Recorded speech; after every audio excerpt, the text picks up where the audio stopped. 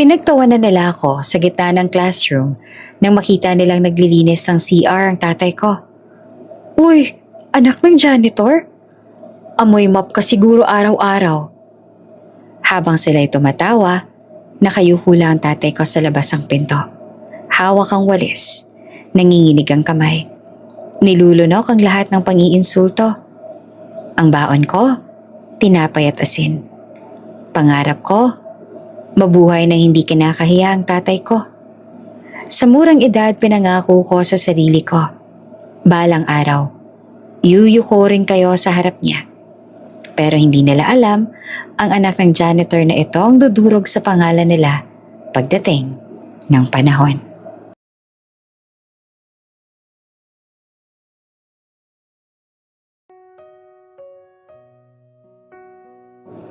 Hindi niya na gaanong maalala ang mukha ng nanay niya. Sa mga alaala niya, parang laging may puting liwanag. Malabo, tahimik at mabilis mawala. Ang alam lang niya, bata pa lang siya nang pumanaw ito. Walang mahabang paliwanag, walang detalyadong kwento. Isang araw, nariyan pa. Kinabukasan, wala na. At mula noon, ang mundo niya ay umiikot na lang sa iisang tao. Ang tatay niyang janitor. Simple lang ang buhay nila. Maliit ang inuupahang kwarto. Sapat lang para sa isang banig, isang electric fan na laging umiingay, at isang mesa na puno ng gasgas. Tuwing umaga, gigising siya sa tunog ng alarm ng tatay niya. 5:00 ng umaga, araw-araw. Minsan nakikita niya ito nagbubuhos ng tubig sa timba, naglalaban ng sariling uniforme, tapos isasampay sa likod ng pinto. Anak, gising na, malilate ka na. Mahina pero maingat na boses ang tatay niya. Ngumiti lang siya, kahit antok na antok pa. Bata pa siya noon. Wala pang masyadong iniintending problema. Ang alam lang niya, papasok siya sa eskwela. Bagong eskwela, bagong klase, bagong mga kaklase. Unang araw ng pasukan. Maayos ang pagkakabihis ng tatay niya. Malinis ang janitor. Kahit halatang luma na ang uniform, pinunasan pa nito ang sapatos niya gamit ang basang panyo bago sila umalis. Hawak niya ang kamay ng tatay habang naglalakad sila papunta sa paaralan. Sa isip niya, wala namang kakaiba. Tatay lang naman niya yon. Pagpasok nila sa gate ng school, napansin niya agad ang kaibahan. May mga batang hinahatid ng magulang na dekotse. May ilang mayaya. May ilang may bagong bag. Bagong sapatos, bagong uniforme. Napatingin siya sa sariling sapatos. Maayos pa naman, kahit hindi bago. Dito na lang ako, anak. Sabi ng tatay niya habang papasok na ito sa service area ng school. May lilinisin pa ako. Tumango lang siya. Hindi niya alam na ang simpleng eksenang yon ang magiging simula ng matinding sugat sa puso niya. Pumasok siya sa classroom. Umupo sa bakanting upuan sa gitna. Tahimik lang siyang nagmasid. Maya-maya may pumasok na teacher. Kasunod nito may dumaan sa hallway. May tunog ng walis, timba at mop. Napalingon ng buong klase. At doon niya nakita ang tatay niya. Nakayuko ito habang naglilinis ng CR sa tapat mismo ng classroom. Bukas ang pinto. Kita ang bawat galaw. Ang pagpisil sa mop, ang pagpiga sa basahan, ang pagpuna sa sahig. May pawis sa noon ito, pero tuloy lang. Biglang may tumawa. Uy, may naglilinis. Janitor pala yan? May sumigaw mula sa likuran. Uy, parang kamukha mo yung janitor ah. Nag-init ang tenga niya. Parang biglang bumigat ang hangin sa loob ng classroom. Hoy, tatay mo ba yan? Tanong pa ng isang kaklase na may kasamang halakhak. Sunod-sunod ang tawanan. May nagturo, may pumalakpak pa. Anak ng janitor? Uy, amoy mop ka siguro araw-araw ano? Hindi siya makapagsalita. Parang may bumara sa lalamunan niya. Gusto niyang tumingin sa tatay niya, pero natatakot siya sa makikita niya. Sa labas ng pinto, naririnig ng tatay niya ang lahat. Naririnig niya ang tawa, ang panlalait, ang pagturo. Pero hindi ito tumingin sa loob. Nagkunwari itong walang narinig. Tahimik lang na nagpupunas ng sahig. Masinigpitan ng hawak sa mop. Nanginginig ang kamay pero hindi huminto. At doon, unang pumasok sa puso ng bata ang hiya. Malalim, mabigat, at masakit. Hindi dahil janitor ang tatay niya, kundi dahil nakita niyang kinakain ng mundo ang dignidad nito at wala siyang magawa. Pagkatapos ng klase, lumabas siya ng nakayuko.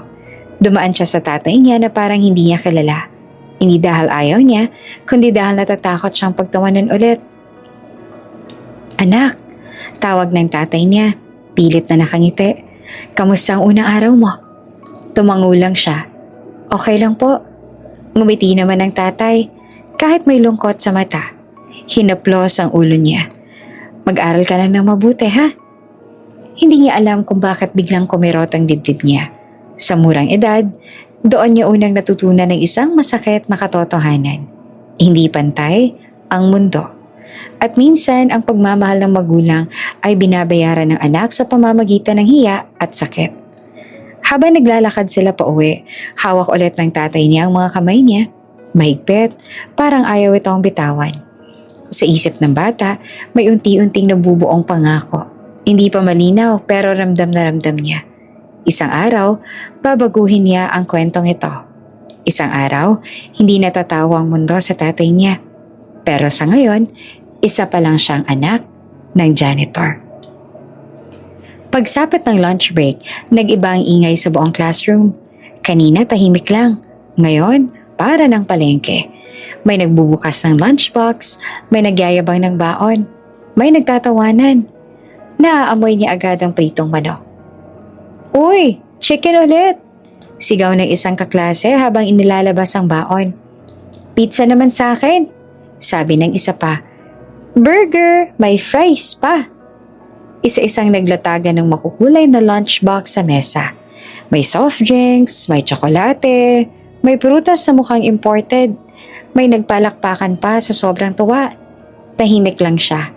Dahan-dahan niyang binuksan ang lumang bag niya. Sa loob may maliit na plastic, 2 hiwa ng tinapay at isang maliit na supot ng asin.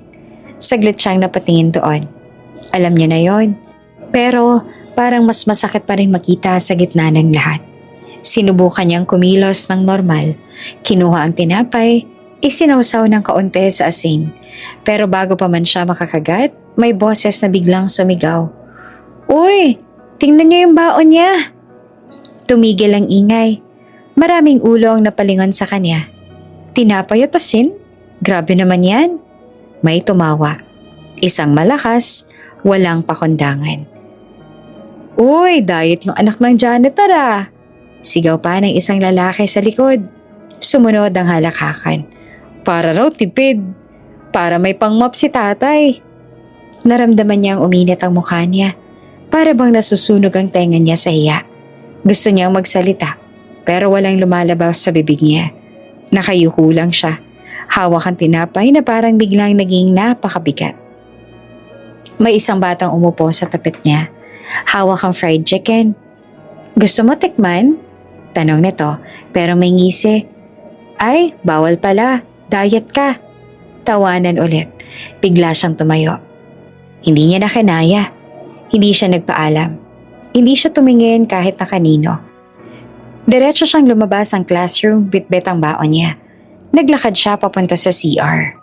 Doon sa lugar na alam niyang walang kakain. Walang magtatawanan. Walang mang-aasar. Sa loob ng CR, amoy panlinis at bleach. Tahimik, walang ingay kundi ang patak ng gripo. Umupo siya sa isang sulok. Sa ibabaw na nakasarang toilet lid. Doon niya inilapag ang tinapay at asin. Doon na rin bumagsak ang luha niya. Hindi siya humagulgol. Tahimik lang ang iyak niya.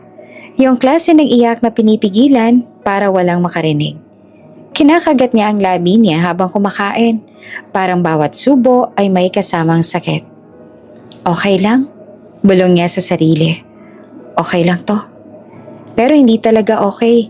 Hindi dahil gutom siya, kundi dahil pakiramdam niya mag-isa siya sa mundo. Sa labas ng CR may dumaan. Narinig niya ang boses ng tatay niya. "Okay na po dito ma, malinis na." Sabi nito sa isang guro. Napatigil siya sa pagnguya. Naroon ang tatay niya, malapit lang, pero parang ang layo-layo. Gusto niyang tumakbo palabas. Gusto niyang yakapin ito. Gusto niyang sabihin na nasasaktan siya pero natakot siya. Ayaw niya makita ang tatay niya, ang mga luha niya sa CR. Pagkatapos ng lunch break, bumalik siya sa classroom na parang walang nangyari. Pero ramdam pa rin niya ang bigat sa dibdib niya. Pag-uwi nila sa bahay, tahimik ang biyahe. Hawak ng tatay niya ang bag niya, gaya ng dati. Pagdating sa kwarto, agad namang naghain ang tatay niya. "Anak, kain na tayo," sabi nito na pilit, masigla ang boses. Tiningnan niya ang mesa. Kanin at tuyo, pareho ng dati. Umupo siya, kumain sila ng sabay. Walang imikan. "Kamusta ang school, mabuti ka ba?" Tanong ng tatay niya. Hindi makatingin ng diretsyo. Tumango siya. "Opo." Alam ng tatay niya na nagsisinungaling siya. Pero ngumiti pa rin ito. Yung ngiting pilit. Yung ngiting sanay nang itago ang sakit. "Pasensya na ha," biglang sabi ng tatay niya. "Ganito lang muna ang kaya ko." Hindi niya na napigilan. "Okay lang po," sagot niya. Pero basag ang boses. Inabot ng tatay niya ang kamay niya. Magaspang, may kalyo, may amoy panlinis. "Balang araw anak," sabi nito ng marahan. "Giginhawa rin tayo." Tumango siya, pero sa loob-loob niya may nabubuong tanong. Gaano katagal ang balang araw? Nang gabing iyon, habang nakahiga siya sa banig, nakatitig sa kisame, bumalik sa isip niya ang tawanan sa classroom. Ang sigaw, ang baon niyang tinapay at asin. Doon niya unang naramdaman ng isang mabigat na emosyon. Hindi lang hiya, kundi galit. Hindi sa tatay niya, kundi sa mundong kayang pagtawanan ang batang gutom. At maliitin ang tatay na marangal na nagtatrabaho. Tahimik siyang pumikit. At sa loob ng dibdib niya, may unti-unting tumitigas na loob. Isang loob na hindi na basta mababasag. Isang linggo matapos ang insidente sa baon, may inanunsyo ang teacher nila. May PTA meeting daw sa darating na Sabado. Lahat ng magulang inaasahang dumalo. Habang nagsusulat ang teacher sa pesara, ramdam niya ang paninikip ng dibdib niya. Hindi dahil sa meeting mismo, kundi dahil alam niya kung sino ang dadalo para sa kanya. Ang tatay niya. Pag-uwi nila ng bahay, habang naglilinis ng maliit na lang mesa ang tatay niya, binanggit niya ang tungkol sa PTA meeting. "May meeting po sa school sa Sabado," mahina niyang sabi. Tumigil saglit ang tatay sa ginagawa. "Ah, ganun ba?" sagot nito. "Sige, sasama ako." Walang tanong, walang pag-aalinlangan. Parang obligasyon lang na kailangang gampanan. Gusto niyang sabihin na wag na. Gusto niyang pigilan. Pero hindi niya magawa. Alam niyang importante iyon para sa eskwela at para sa tatay niya bilang magulang. Dumating ang Sabado. Maaga pa lang nag-ayos na ang tatay niya. Hindi ito nagsuot ng ibang damit. Diretso nitong sinuot ang janitor uniform. Malinis, planchado, pero halatang gamit na. Sinuklay nito ang buhok niya gamit ang mumurahing suklay. Tapos pinunasan ng sapatos na hindi na kailanman babalik sa dating itim. "Okay na to," sabi ng tatay niya sa sarili. Nakatingin sa salamin. Tahimik lang siyang nakamasid. Pagdating nila sa school, ibang-ibang eksena kumpara sa araw-araw. Puno ang parking lot ng mga kotse. May sedan, SUV, may ilan pang mukhang bago. Ang mga magulang nakabestida ang mga nanay. Naka-Amerikana ang mga tatay. May mga pabango, may mga relo na kumikislap sa ilaw. Sa gitna ng lahat ng yon, ang tatay niya ay parang hindi kabilang. Naglakad sila papasok ng auditorium. Siya ang nauna. Hawak ang bag. Sumunod naman ang tatay niya. Bitbit ang lumang folder na lalagyan ng papel at ballpen. Pagpasok nila, marami nang nakaupo. May mga magkakakilala. May nagtatawanan. May nagkakwentuhan tungkol sa negosyo, trabaho, bakasyon sa abroad. Naghanap sila ng mauupahan. May bakanting upuan sa ikalawang hilera.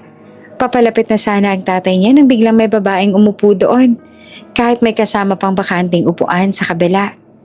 Naglakad sila sa susunod na row. May lalaki naman naka-Amerikana ang umupo sa gitna. Iniwan ng bakanting upuan sa gilid. Pero na makita niyang papalapit ang tatay niya, agad nitong inilipat ang bag niya sa bakanting upuan. Parang sinasabing may nakalaan na. Huminto ang tatay niya saglit. Dito na lang tayo. Mahina nitong sabi sabay turo sa hulihan. Umupo sila sa pinakalikod. Pero kahit doon ramdam niya ang mata, ang mga bulong, ang mga tingin na puno ng tanong at pangmamaliit. Bakit naka-uniform yan?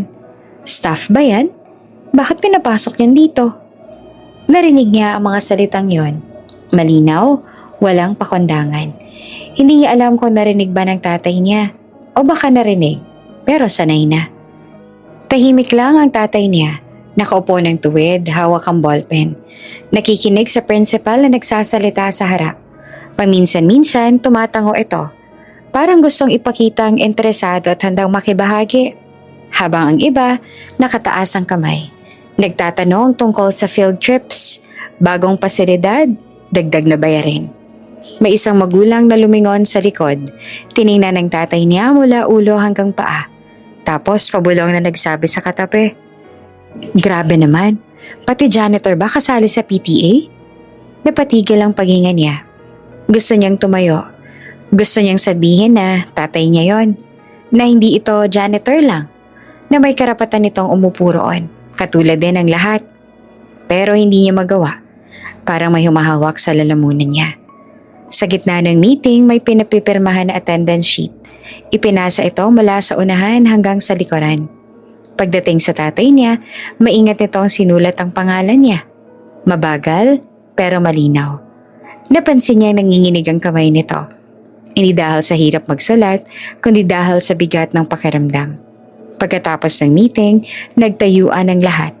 May mga nagkamayan. May nag-usap tungkol sa susunod na project. May nagplano ng dinner.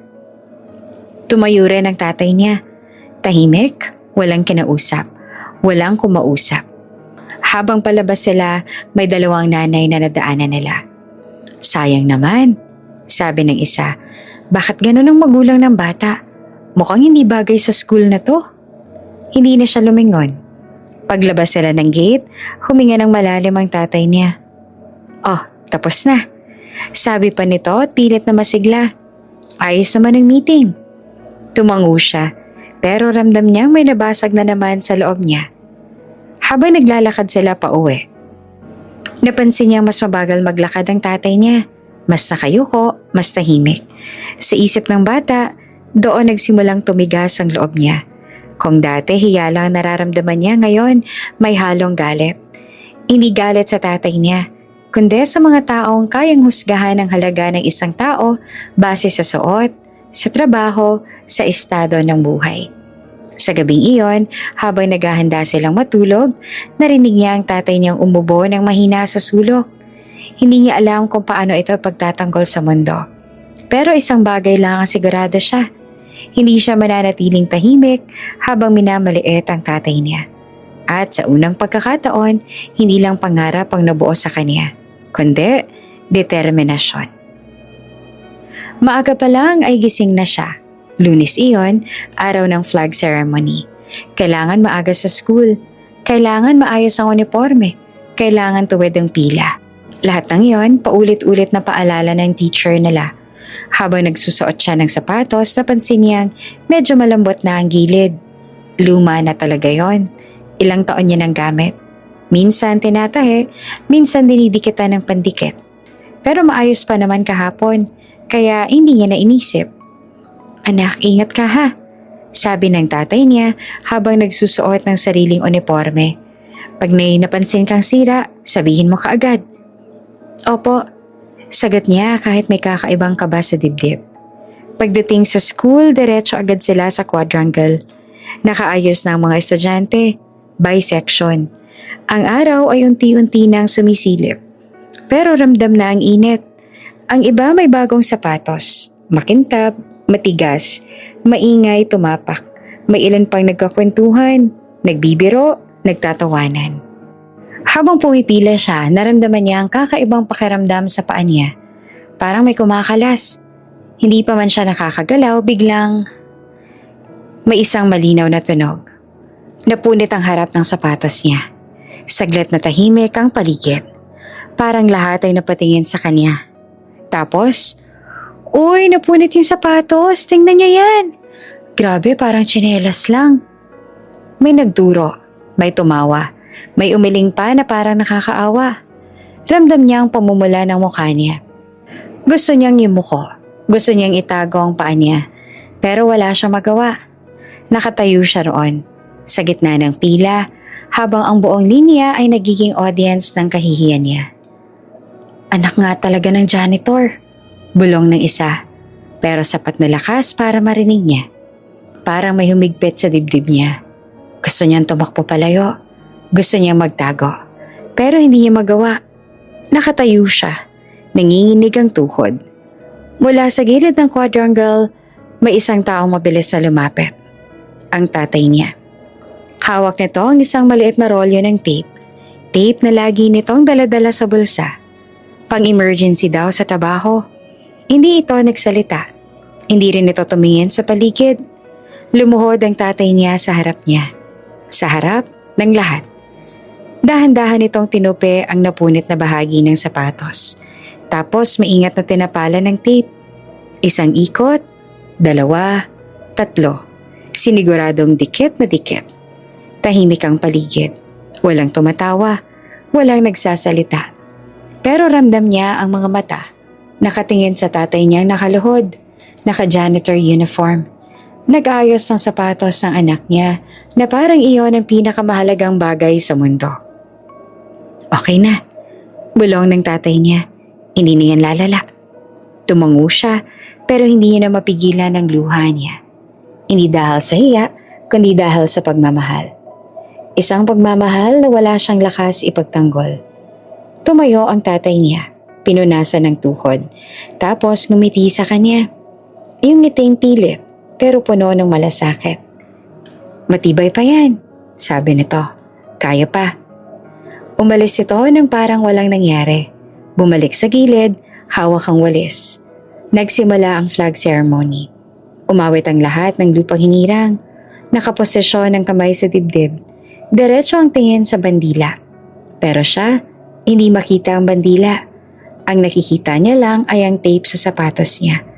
Ang pagkakaluhod ng tatay niya. Ang katahimikan na mas masakit pa sa tawanan. Pagkatapos ng ceremony, nagkumpulan ulit ang mga estudyante. Grabe, nakita mo yun? Nilagyan ng tape sa harap ng lahat?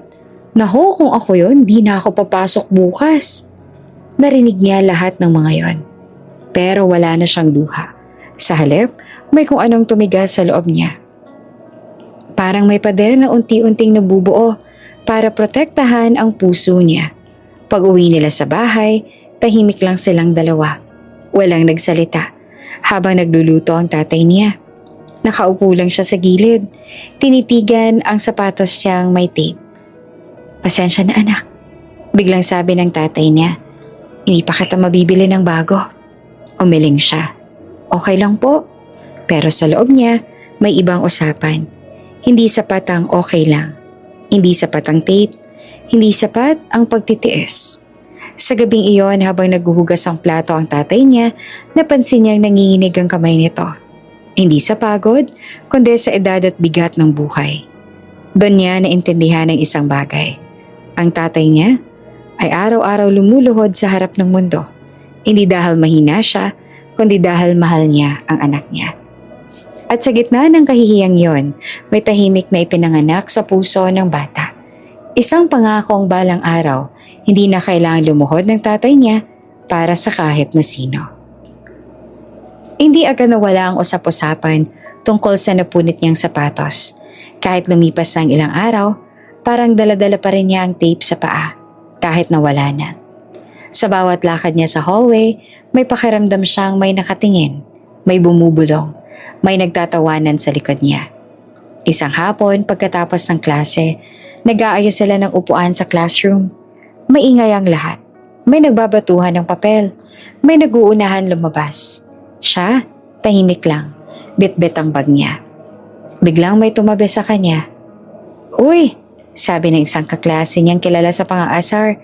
Ikaw pala yung anak ng janitor, ano? Hindi na siya tumingin. Nagpatuloy lang siyang maglakad. Alam mo, dagdag pa nito, mas malakas ang boses. Parang sinadya pang marinig ng iba. Kung ako ikaw, hihingi na lang ako ng bagong tatay. Parang huminto ang mundo. Hindi siya nakagalaw. Hindi siya nakahinga. Para bang may biglang sumuntok sa dibdib niya. Diretso, walang babala. May ilang tumawa. May ilan na natahimik. May ilan na nagkunwaring walang narinig. Dahan-dahan siyang lumingon. Gusto niya magsalita. Gusto niyang ipagtanggol ang tatay niya. Gusto niyang isigaw na mali ang sinasabi nito. Pero walang lumabas sa bibig niya. Nakatitig lang siya roon. Ramdam ang panginginig ng labi niya. Tapos bigla siyang yumuko. Hinigpitan ng hawak sa bag. At naglakad palabas ng classroom. Hindi siya tumakbo. Hindi siya umiyak doon. Tahimik lang siyang umuwi. Sa jeep nakatingin siya sa labas. Dumadaan ang mga tindahan, mga tao, mga batang naglalaro. Parang normal lang ang mundo. Samantalang sa loob niya, may nadurog. Pagdating niya sa bahay, nandoon ang tatay niya. Nagwawala sa labas ng pinto. Oh, anak, sabi nito nang umiti agad na makita siya. Maaga kayata ngayon na. Tumangulang siya, dumaan sa tabi ng tatay niya. Pumasok sa loob at naupo sa sulok. Hindi niya nahinubad ang sapatos niya. Hindi niya binaba ang bag niya. Napansin ng tatay niya ang kakaiba. Anak, tawag nito at pumasok sa loob. May problema ba?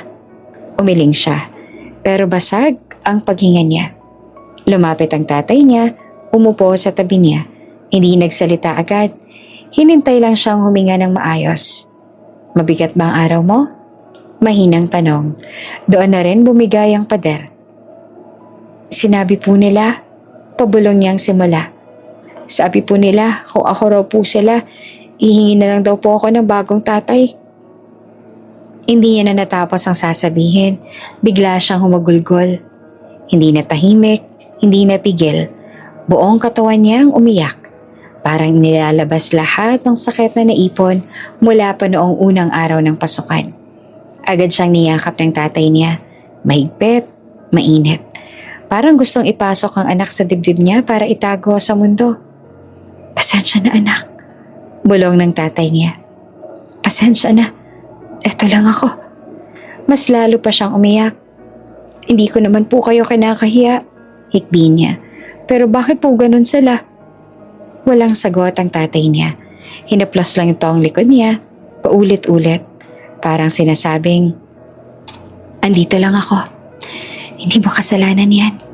Sabi ng tatay niya sa wakas. Hindi mo kasalanan kung ano ang trabaho ko. Hindi rin kasalanan kung wala tayong pera. Huminga ito ng malalim. Kung pwede lang, ibibigay ko sa iyong lahat. Dagdag nito. Pero ito lang ang kaya ko. Doon niya naramdaman ng mas masakit na kirot. Hindi dahil kulang ang tatay niya, kundi dahil sobra-sobra na ang binigay nito. Lahat ng meron siya. Humina ang iyak niya. Nanatili siyang nakasubsob sa dibdib ng tatay niya. Nakikinig sa tibok ng puso nito. Mabagal, pero matatag. Sa loob-loob niya, may unti-unting nagbabago. Kung dati, ang sakit ay hiya. Ngayon, ang sakit ay galit. Galit sa mga taong kayang durugin ang dagdagan ng iba gamit ang salita. Tahimik siyang tumingin sa dingding, sa maliit na bintana, sa kisame na may bitak. Doon sa gitna ng yakap ng tatay niya, may tahimik siyang sinabing pangako. Hindi niya binigas ang malakas, pero malinaw sa puso niya. Hindi siya hihingi ng bagong tatay. Bagkos, sisiguraduhin niyang darating ang araw na ang mundo ang hihingi ng tawad sa tatay niya. At sa gabi iyon, habang mahimbing na ang tulog ng tatay niya sa gilid ng banig, nananatili siyang gising, nakatitig sa dilim. Tanga ng isang panatang hindi niya kailanman bibitawan. Dumating ang araw ng awarding. Simula pa lang ng umaga, ramdam niya na ang kakaibang kaba sa dibdib niya. May programa raw sa school. Ibibigay ang mga medalya at sertipiko sa mga honor student. Ilang araw na rin pabulong-bulong ang mga kaklase niya tungkol doon. May ilan ang sigurado sa sarili, may ilan nang nagyayabang pa nga. Samantalang siya, tahimik lang. Hindi dahil hindi siya umaasa, kundi dahil sanay na siyang huwag umasa ng malakas. Sa loob ng classroom, inayos ang mga upuan. May mga magulang na dumating. Nakaayos, may dalang kamera. May mga bulaklak pa. May ilan pang naka-video na agad. Handang i-record ang sandali ng tagumpay ng mga anak nila. Napatingin siya sa pinto. Nakita niyang tatay niya sa labas ng building. Naglilinis ng koridor. Hawak ang walis, may bitbit na timba. Hindi nakaupo sa audience. Hindi nakaayos para sa programa. Nandoon lang siya, katulad ng lagi. Nagsimula ang programa. Isa-isang tinawag ang pangalan ng mga estudyante. May mga palakpakan, may mga hiyawan, may mga magulang na tumatayo para kumuha ng letrato. Honor student, top 10. Tumigil sandali ang paghinga niya. At ang susunod, sabi ng guro sa mikropono, si? Binanggit ang pangalan niya. Saglit na katahimikan, tapos palakpakan. Malakas, buo, puno ng sigla. Tumayo siya, ramdam niya ang pagtibok ng puso niya habang naglalakad papunta sa stage. May ngiti sa labi niya, pero hindi buo. Hindi niya alam kung saan titingin. Pag-akyat niya sa entablado, nakita niya ang mga magulang. Nakatayo, pumapalakpak. May ilan pang sumisigaw ng pangalan ng anak nila. Napatingin siya sa gilid. Nandoon ang tatay niya. Nakatayo sa may hagdan. Hawak pa rin ng walis. Nakatingin sa kanya. May ngiti sa mukha. Malaki, proud, nangingilid ang luha. Gusto niyang pumalakpak. Kita niya yon. Pero hindi ito makapalahaw. Hindi ito makabitaw sa walis. Parang natatakot itong gumawa ng ingay. Parang natatakot itong makaistorbo sa selebrasyon ng iba. Kaya nakatayo lang ito roon. Nakangiti, tahimik. At sa gitna ng malakas sa palakpakan ng lahat, may isang palakpak na kulang. Ang palakpak ng tatay niya. Tinanggap niya ang sertipiko at medalya. Yumuko siya ng bahagya. Bumaba ng entablado na may bigat sa dibdib. Isang bigat na hindi niya maipaliwanag. Pagkatapos ng programa, naglabasan ng mga estudyante. May mga magulang na niyiyakap ang anak nila. May nagbibigay ng regalo. May nag-aayang kumain sa labas. Lumapit siya sa tatay niya. Tay, mahina niyang tawag. Anak, sabi nito na masaya-masaya. Congrats ha, honor ka pala. Tumango siya at ngumiti. Ang galing mo. Dagdag ng tatay niya. Sabi ko na nga ba? May gusto sana siyang sabihin na okay lang sana kahit pumalakpak ito, kahit bitawan ng walis kahit sandali lang. Pero hindi niya binanggit. Ayaw niyang masaktan ng tatay niya. Umuwi sila na magkasama. Tahimik lang ang biyahe. Pagdating sa bahay, pinaupo siya ng tatay niya sa maliit na mesa. Sandali lang ha, sabi nito at pumasok sa loob. Maya-maya, bumalik ang tatay niya. May hawak ng maliit na supot. Anak, sabi nito na may ngiting parang bata. Celebration natin. Binuksan nito ang supot. Lumang candy. Yung klase ng candy na tig-iisang piso. May ilan pang parang natunaw na sa init. Hindi bago, hindi maganda ang balot. Tumingin siya roon. At doon mas lalo siyang nasaktan. Hindi lang dahil sa candy, kundi dahil alam niyang iyon ang pinakakaya ng tatay niya. Na pinag-ipunan pa nito iyon. Na baka pinili nito ang candy imbes sa sarili nitong pagkain. Salamat po, sabi niya at pilit na kangiti. Pasensya na ha, biglang sabi ng tatay niya. Wala akong pambili ng cake eh. Pero proud na proud ako sa'yo anak. Tumango siya at kumagat sa candy. Matamis pero may halo ring pait. Sa gabing iyon nakahiga siya sa banig. Hawak ang medalya. Pinagmamasdan ng liwanag na tumama rito. Honor student siya, pero bakit parang may kulang? Doon niya naintindihan na hindi lahat ng tagumpay ay masaya kapag may kasamang hiya at katahimikan ng mga taong mahal mo. Tahimik siyang napabuntong hininga. Sa loob-loob niya, may panibagong pangako na naman ang tumitibay. Na darating ang araw na ang tatay niya hindi natatayo sa gilid. Darating ang araw na siya ang pinakamalakas na palakpak para sa tatay niya. Dumating ang buwan ng Disyembre at kasama nito ang inaabangang mga padala mula sa abroad. Sa eskwela, usap-usapan ng mga kaklase niyang mga darating na kahon. May bagong sapatos daw, bagong cellphone, branded na jacket, may ilan pang nagdadala ng mga pictures ang padala nila. Ipinapakita sa buong klase na parang tropeyo. Siya, tahimik lang. Alam niyang may darating din sa kanila. Pero alam din niya kung ano ang laman.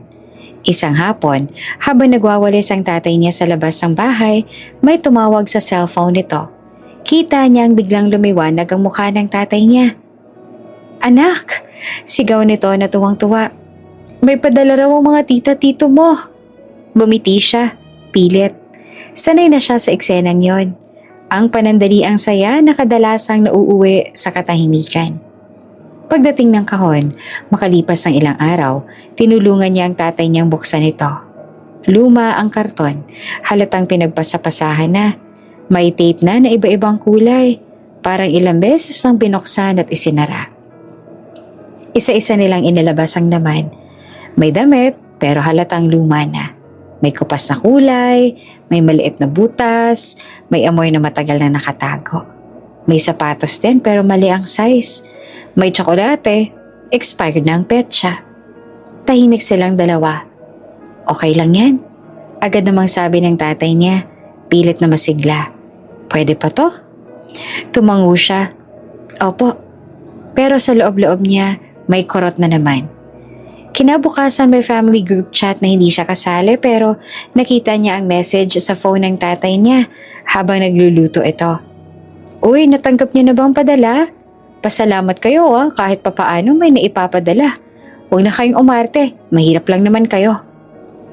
Tahimik na binaba ng tatay niya ang phone. Maya-maya, may isa pang message na pumasok.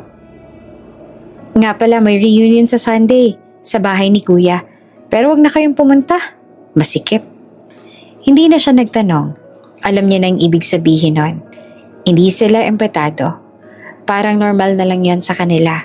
Tuwing may handaan, tuwing may reunion, laging may dahilan kung bakit hindi sila kasama. Minsan masikip, minsan malayo, minsan biglaan. Pero alam niyang totoo. Nahihiya ang mga kamag-anak sa kanila. Sa school, tinanong siya ng kaklase niya. "Uy, uuwi raw tita mo galing abroad? May pasalubong ka?" Ngumiti siya. "Meron." Hindi niya sinabing luma. Hindi niya sinabing expired. Pag-uwi niya, nadatnan niyang inaayos ang tatay niyang mga damit mula sa kahon. Pinaplansya nito ang ilan. Tinatahe ang may butas. Parang ginagawang bago ang luma. "Suotin mo to. Pasko." Sabi naman ng tatay niya, "Mukha pa namang maayos eh." Tumango naman siya. Pero hindi niya maiwasang magtanong, "Tay, bakit po hindi tayo iniimbitahan sa reunion?" Tumigil lang tatay niya sa pagpaplansya. Saglit. "Happy silang siguro sila." Sagot nito. "Tsaka okay na rin yan, tahimik lang tayo." Tahimik. Pero sa loob ng bata, hindi na tahimik. Sa mismong araw ng reunion, nakita niya sa social media ang mga letrato. Mga tita at tito niya ang nakangiti. May handa, may cake, may alak. Mga pinsan niyang nakabranded na damit. Magkakasama, masaya. Wala sila roon. Tiningnan niya ang tatay niya nakaupo sa sulok. Nanunood ng TV na mahina ang volume. Parang ayaw makinig sa mundo. Biglang may tumunog na notification. Isa na namang message mula sa tita niya. "Pasalamat na lang kayo may padala pa." Napakuyom ang kamao niya. Hindi niya alam kung kailan, pero doon niya naramdaman ang pag-init ng dibdib niya. Hindi ito simpleng hiya o lungkot. Ito ay galit na may direksyon. Hindi niya gusto ang padala. Hindi niya gusto ang awa. Ang gusto niya, respeto. Sa gabing yon, habang natutulog na ang tatay niya, naupo siya sa gilid ng banig. Hawak ang lumang tsokolate na expired na. Pinagmasdan niya ito ang saglit. Tapos sinabi. Sa isip niya, malinaw ang isang bagay. Darating ang araw na hindi na nila kailangan ng padala. Darating ang araw na hindi na sila mamamalimos ng imbitasyon. Darating ang araw na ang mga tita-tito na yon ang maghahanap sa kanila. At sa gabing iyon, lalong tumindi ang pangarap ng bata. Hindi lang para yumaman, kundi para hindi na maling maliitin ang tatay niyang minsang itinuring na wala. Napansin niya agad na may mali. Maagang umaga pa lang, habang nag-aayos siya ng bag para pumasok sa school, nakita niya nakaupo lang ang tatay niya sa gilid ng kama. Hindi ito agad tumayo gaya ng dati. Nakayuko lang, hawak ang noo at mabigat ang paghinga. Tay, maingat niyang tawag. Tumingin ang tatay niya at pilit ngumiti. Okay lang ako, nak. Medyo mainit lang ang ulo ko. Nilapit niya ang kamay niya sa noo ng tatay niya. Mainit. Sobra. May lagnat po kayo. Sabi niya may kaba sa boses. Huwag na po kayong pumasok. Umiling agad ang tatay niya. Hindi pwede, may trabaho pa ako. Marami pang lilinisin ngayon. Tumayo ito kahit halatang nahihirapan. Isinuot ang janitor uniform. Dahan-dahan na parang mabigat ang bawat galaw. Napansin niya nanginginig ang kamay ng tatay niya habang sinasara ang mga botones. Hindi ba pwedeng magpahinga muna? Ulit niya. Wala naman tayong pambili ng pahinga, anak. Sagot ng tatay niya. Sabay pilit na tawa. Wala na siyang nasabi. Magkasabay silang pumasok sa school. Siya papunta sa classroom. Ang tatay niya papunta sa storage room para kunin ang mga panlinis. Bago sila maghiwalay, hinawakan siya ng tatay niya sa balikat. Mag-aaral kang mabuti, ha? Sabi nito. Huwag mo akong iintindihin. Tumango siya. Pero may bigat sa dibdib niya. Sa buong umaga, hirap siyang mag-concentrate. Habang nagsusulat ang teacher sa pisara, ang iniisip niya ay ang tatay niya. Kung kamusta na ito? Kung lumalala ba ang lagnat? Kung may tumutulong ba sa kanya? Noong recess, lumabas siya ng classroom para hanapin ang tatay niya. Sa corridor, may nakita siyang basang sahig. May bakas ng mop. Sinundan niya yon hanggang sa hagdanan. At doon niya nakita ang tatay niya. Nasa gitna ito ng hagdan. Hawak ang railing. Nanginginig ang tuhod. May timba sa tabi. May mop na nakasandal. Pawis sa pawis ang noo. Kahit malamig ang paligid. Tay! Mabilis niyang tawag. Napalingon ang tatay niya. Gulat. Anak, bakit nandito ka? Bago pa man ito makatayo ng tuwid, bigla itong napaupo sa isang hakbang ng hagdan. Napasendal, parang nawala ng balanse. Parang may sumabog sa dibdib niya. Gusto niyang sumigaw. Gusto niyang humingi ng tulong. Gusto niyang sabihin sa lahat na may sakit ang tatay niya. Pero wala siyang nagawa. May ilang estudyanteng dumaan. May tumingin sandali. Tapos naglakad ulit. May isang guro na dumaan. Tumangulang sa tatay niya na para bang normal lang ang lahat. Okay lang po ako. Mabilis na sabi ng tatay niya. Parang nagmamadaling ipagtanggol ang sarili. Nahilo lang ako ng kaunti. Lumuhod siya sa harap ng tatay niya. Tay, umuwi na po tayo. Umiling ang tatay niya. Hindi pwede. Mamaya na lang. Konti na lang. Napakagat siya sa labi niya. Ramdam niya ang takot. Hindi yung takot na pinagtatawanan siya, kundi yung takot na baka bigla na lang mawala ang tatay niya. Hindi niya alam kung anong gagawin ng isang batang katulad niya sa ganong sitwasyon. Mag-CR ka na, sabi ng tatay niya. Malapit na mag-class ulit. Ayaw niyang umalis, pero wala siyang choice. Habang naglalakad pabalik sa classroom, paulit-ulit niyang nililingon ang hagdan. Hanggang sa hindi niya na makita ang tatay niya. Buong araw siyang balisa. Pagkatapos ng klase, hinintay niya ang tatay niya sa labas ng gate. Nang makita niya itong papalapit, mabagal ang lakad, halatang pagod, agad siyang lumapit. Tay, hindi pa rin po kayo okay, sabi niya. Okay lang, sagot nito. Kahit halatang hindi, uwi na tayo. Pagdating nila sa bahay, sakalang tuluyang bumigay ang tatay niya. Naupo ito sa banig, napahiga at tuluyang napapikit. Nataranta siya. Kinuha niya ang bimpo, binasa at pinatong sa noo ng tatay niya. Pinaypayan niya ito kahit nanginginig ang kamay niya. Please lang, bulong niya sa sarili. Huwag po muna. Habang nakaupo siya sa tabi ng tatay niya, pinagmamasdan ng paghinga nito. Mabagal, mabigat. Doon niya unang naramdaman ng isang takot na mas malala pa sa lahat ng panlalait na naranasan niya. Ang takot na baka mag-isa na lang siya. Kung dati ang iniisip niya ay kung paano ipagtatanggol ang tatay niya sa mundo, ngayon ang iniisip niya ay paano kung bigla itong mawala. Kinagabihan, bahagyang bumaba ang lagnat ng tatay niya. Nakangiti pa rin ito ng mahina. "Salamat anak," bulong nito. "Ikaw na nag-aalaga sa akin ngayon." Hindi siya sumagot. Hawak lang niya ang kamay ng tatay niya. Magaspang, may kalyo, pero mainit at buhay. Sa gabing iyon, hindi siya agad nakatulog. Nakatitig siya sa kisame. Nakikinig sa paghinga ng tatay niya. Bawat hinga ay binibilang niya sa isip. Doon niya naintindihan na ang oras ay hindi laging nasa panig ng mahihirap. At sa unang pagkakataon, ang pangarap niyang yumaman ay hindi na lang tungkol sa dignidad, kundi tungkol sa takot na mawala ng nag-iisang taong meron siya. Dumating ang graduation day na parang isang panaginip na matagal niyang hinintay pero kinakatakutan din. Mula pa lang sa umaga, ramdam niya ng kakaibang bigat sa dibdib. Halo ng saya, kaba at takot na hindi niya maipaliwanag. Sa maliit na lang kwarto, maaga siyang nag-ayos. Sinuklay niya ang buhok niya ng maingat.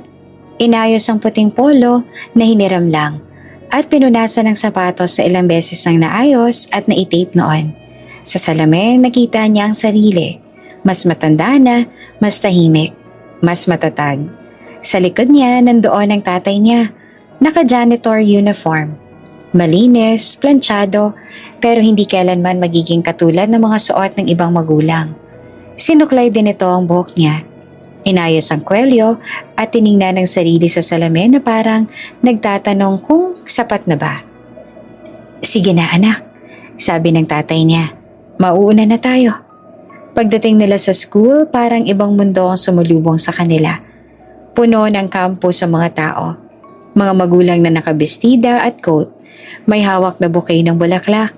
May camera, may cellphone na handang mag-record ng bawat sandali. May mga sasakyang naghatid sa kanila, kotse na makintab, may driver pa ang ilan. May mga pamilya na magkakayakap, nagtatawanan, nagkakwentuhan tungkol sa future ng mga anak nila. Sa gitna ng lahat ng yon, magkahawak kamay silang pumasok. Napansin niya agad ang mga tingin. Hindi lantaran, pero ramdam. May mga mata na dumadaan sa tatay niya. Mula ulo hanggang paa, tapos lilipat sa kanya. Parang sinusukat ang agwat ng mundo nila. Habang naglalakad sila papunta sa venue, may isang babaeng huminto sa tabi nila at nagtanong sa kasama niya. Pabulong pero sapat na lakas para marinig. "Staff lang ba yan?" Hindi lumingon ang tatay niya. Hindi rin siya. Pero parang may sumundot sa puso niya. Pinaupo ang mga magulang sa audience. Naghahanap ang tatay niya ng mauupuan sa gilid. Parang sanay na sa pagiging nasa tabi. Umupo ito sa hulihan, hawak ang lumang bag na may lamang panyo at tubig. Siya, pumila kasama ang mga kaklase niya. Nakatoga na silang lahat. May ilan pa nagbibiroan, may nagsiselfie, may nag-uusap tungkol sa college, sa trabaho, sa abroad. Tahimik lang siya. Nagsimula ang programa. May opening remarks, may awit, may panalangin. Isa-isang tinawag ang mga pangalan ng mga graduates. May palakpakan, may sigawan, may luha ng tuwa. Habang papalapit ang turn niya, lalo siyang kinakabahan. Hindi dahil sa pag-akyat sa stage, kundi dahil sa gusto niyang sabihin. Nang marinig niya ang pangalan niya, tumayo siya. Parang huminto ang oras. Ramdam niya ang tibok ng puso niya sa bawat hakbang papunta sa entablado. Pag-akyat niya, hinanap niya agad ang tatay niya sa audience. Nakita niya ito. Nakatayo ito kahit hindi naman kailangan. Parang gusto niyang makita ng mas malinaw. Nakangiti, nangingilid ang luha, hawak ang panyo. Inabot sa kanya ang diploma. Kumapit ang kamay niya sa mikropono. Sandali siyang huminga ng malalim. "May ilang salita pa po ba kayo?" Tanong ng guro. Tumango siya. Sa unang segundo, walang lumabas sa bibig niya. Nanginginig ang kamay niya. nanginginig ang tuhod niya. Pero sa kanya naalala ang CR na nilinis ng tatay niya. Ang tinapay at asin, ang tape sa sapatos, ang lagnat sa hagdan, ang mga salitang, hihingi ka na lang ng bagong tatay, at biglang lumakas ang loob niya. Para po ito sa tatay ko, sabi niya, nanginginig ang boses pero malinaw. Tahimik ang venue. Siya po nagpalaki sa akin mag-isa. Siya po naglinis ng sahig ng paaralang ito para makapag-aral ako rito. May narinig siyang mahinang ungol sa audience. May umubo. May huminga ng malalim. Kung wala po siya, dagdag niya. Wala po ako rito ngayon. Tumigil siya sandali. Tumingin siya diretso sa tatay niya. Salamat po, tay. Hindi niya nakinaya. Napapikit siya saglit. May pumatak na luha. Pagbaba niya ng entablado, nagpalakpakan ng audience. Hindi kasing ingay ng iba, pero totoo. May ilan pang tumayo. Sa ulihan, nakita niyang umiiyak ang tatay niya. Tahimik, pilit pinupunasan ng luha gamit ang panyo. Hindi niya na iniwasan ng tingin. Ngumiti siya pabalik. Pagkatapos ng programa, nagkumpulan ng mga pamilya. May mga nag-aayang magpicture. May nag-aabot ng regalo. May nagbabatian. Lumapit siya sa tatay niya. Anak, sabi nito na basag ang boses. Hindi ko alam ang sasabihin ko. Yumakap siya rito, mahigpit, matagal. Salamat po, bulong niya. Para po sa inyo lahat to. Habang yakap niya ang tatay niya, naramdaman niyang may mga matang nakatingin sa kanila. Iba na ang tingin, hindi na puro tanong, hindi na puro pangmamaliit. Hindi pa tagumpay ang araw na yon. Hindi pa dulo ng laban, pero sa graduation day na yon, may isang bagay na nagbago. Hindi na siya nahihiyang sabihin na anak siya ng isang janitor. At sa gitna ng mundo na minsang tumingin sa kanila bilang mababa, tumayo siya ng tuwid. Kasama ang tatay niyang minsang tinawag na staff lang. Gabi na nung makarating sila sa bahay, tahimik ang buong eskinita. Iilan lang ang ilaw sa labas at karamihan ay mahina pa. Pagpasok nila sa maliit na kwarto, hindi agad binuksan ng tatay niya ang ilaw. Sanay na sila roon, mas tipid ang walang ilaw, mas bababa ang babayaran sa kuryente. Okay lang kahit madilim, sabi ng tatay niya. Sanay naman na tayo. Umupo siya sa banig, hawak ang diploma na binadat lang sa plastic. Dahan-dahan niyang inilapag iyon sa tabi niya. Parang natatakot na madumihan o masira. Sa dilim, bahagyang sumisilip ang liwanag mula sa labas. Sapat para makita ang anyo ng tatay niya. Nakita niyang dahan-dahang hinubad ng tatay niya ang sapatos. Mabagal ang kilos, parang pagod na pagod. Umupo ito sa gilid ng banig, huminga ng malalim. Saglit nakatahimikan. Tapos narinig niya ang ubo. Isang mahinang ubo sa simula, parang pinipigilan pa. Sinunda ng isa pa, mas malalim, mas mabigat.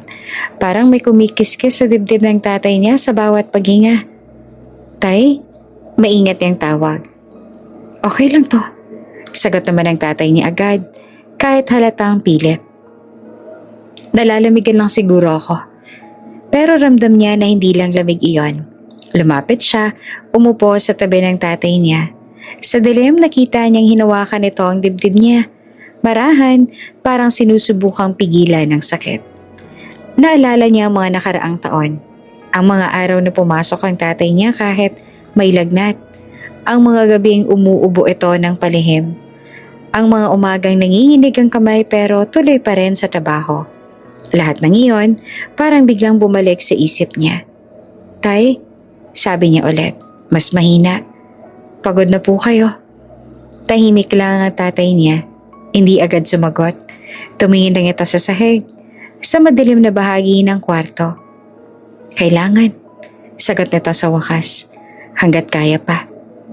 Parang may humigpit sa dibdib niya. Hindi niya alam kung saan magsisimula.